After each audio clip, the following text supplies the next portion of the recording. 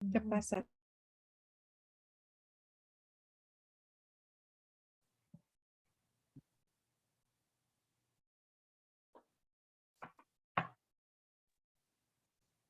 Good evening, everyone. Bienvenidos. Welcome to our January Committee of the Whole. We will discuss what will be on our February board meeting. We will now do a roll call. Director Barros, Here. Director Decker, I'm here. Director Sproul, Here. and Director Smith is having some technical difficulties, but I am here, and so we do have quorum. And I will now turn this over to Dr. Snow.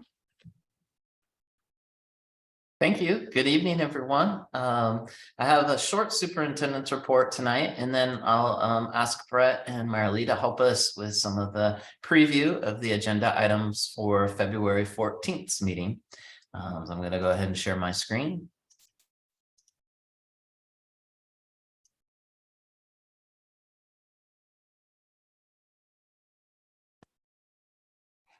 So I wanted to give the board a preview, not just for the upcoming meeting, but just kind of thinking up to spring break, some of the topics that we have on the agenda and are prepared to kind of share, and recognizing that these could adjust a little bit based on what board interest or staff availability. But last week at our meeting, we had a strategic plan update and some curriculum update, and we're looking forward to the study session next week to have some friends from student advisory join us and talk about the research question.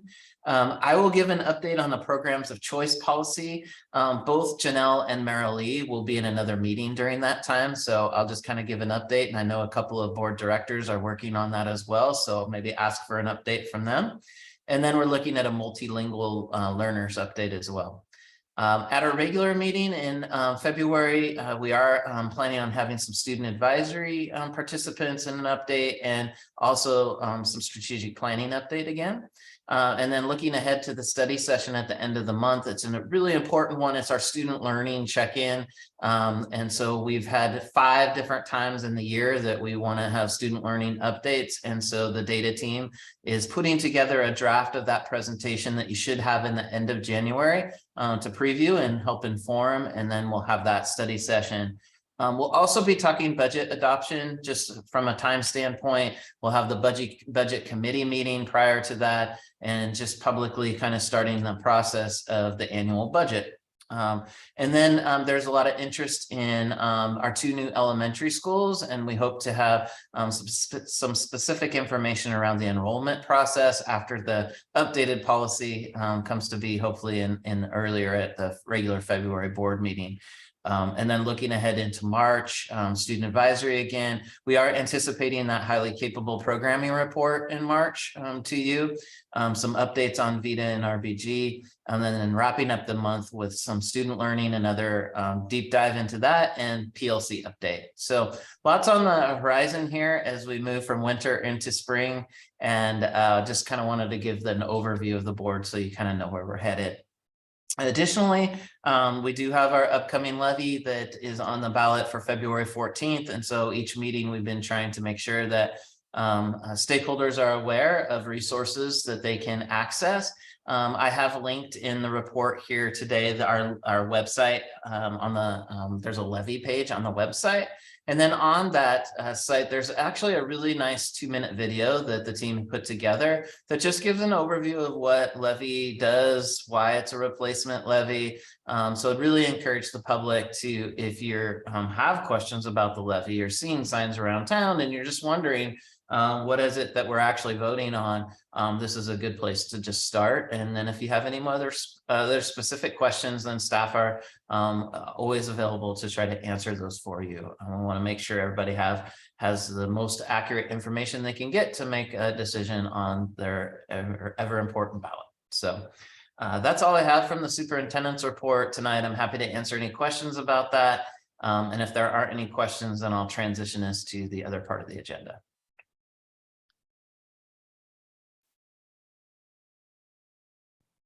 Director Smith, it's good to see you. I know that you're having a little technical difficulties, so just want to for the record, you are on and joining us, so thank you. Okay, I will go ahead and turn it over to Brett. And I'll pull up the agenda, Brett, and we can walk through that together. All right, great. I'm delighted to share what you probably have already seen. It's a very brief contracts preview this month, so that's great. Both the items that we would ask that you consider at the February board meeting have to do with our capital projects fund, and they are both completed projects where the board's role is to formally accept the completed projects. So that would initiate the closure of all the contract documents, the retainage release. State agencies get involved in that process as well. So if we're ready, I'll go ahead and just jump through the first of our two. It is our recommendation to accept bid number 2021-003. This was tenant improvements at the McLaughlin Middle School Pod A. It's one of the detached buildings that you probably are aware of, kind of over by the Propster Pool area. That was remodeled to meet our needs for early childhood evaluation center by Inline Commercial Construction. The total cost was $1,131,191.05 plus Washington State sales tax. And again, our staff has reviewed the work and is content to release the retainage and close out the project. And then maybe I'll just do the other one real quick, and then we can pause for questions if there are any. The second item is similarly a completed project, which was originally accepted as bid number 2022-008. This was a parking lot addition at Harney Elementary School. I know at least a couple of you guys have spent some time wrestling around that parking lot. So we're delighted that the work was able to be funded again by our bond and the Capital Projects Fund. I think we had a really good design given the limitations of the site. So hopefully people are happy with that additional space and flow.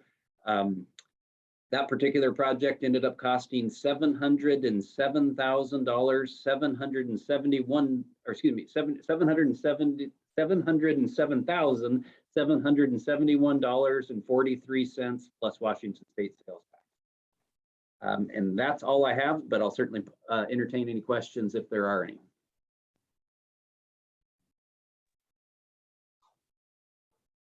Thank you, Brett. Our next item is under D, policy, and I'll invite Marilee just to comment on this first reading that would be coming to the February meeting. Yes, there's just one policy, an important one for your consideration before the next board meeting, the conflict of interest policy 1610. The recommended changes are being proposed because of legislative changes. The legislature made some revisions that clarify the language and make some small expansions in what's allowed as far as conflict of interest. For example, the legislation clarified when an officer or director can contract with the district for goods or services and put a minimum limit on that of $1,500 a month. Another example, they updated the disclosure requirements. When there is a beneficial interest that's allowed, then there are certain disclosure requirements that are required for the director or the officer. So I'm happy to answer any questions that you have about the updates.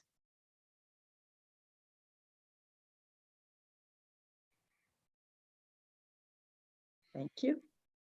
Thanks, Marilee. One question I had that Marilee helped me understand was in some of the new language, superintendent was struck out, and I didn't understand why. And she helped me understand that officer, I would be under that title. So it still applies to me, but that could be a confusing point just because it's a little different language moving forward.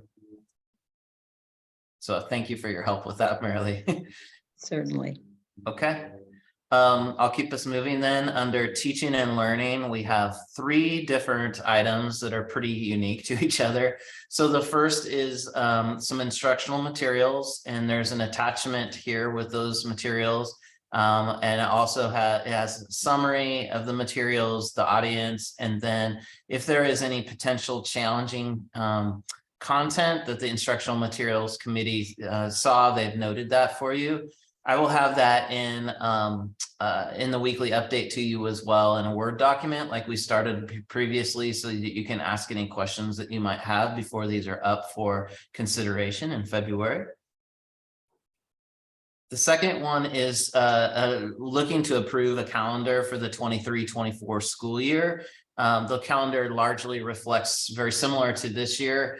There was a typo in here that several of you caught, and it is related to a snow day. And so right now, this document will look a little different with that typo fixed when it comes to your attention. So thank you for reviewing and noting that. And Sylvia is on that for the February 14th agenda.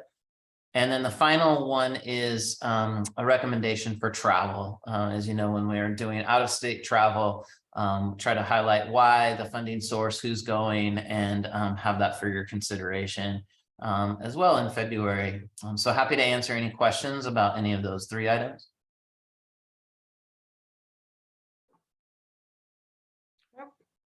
Good.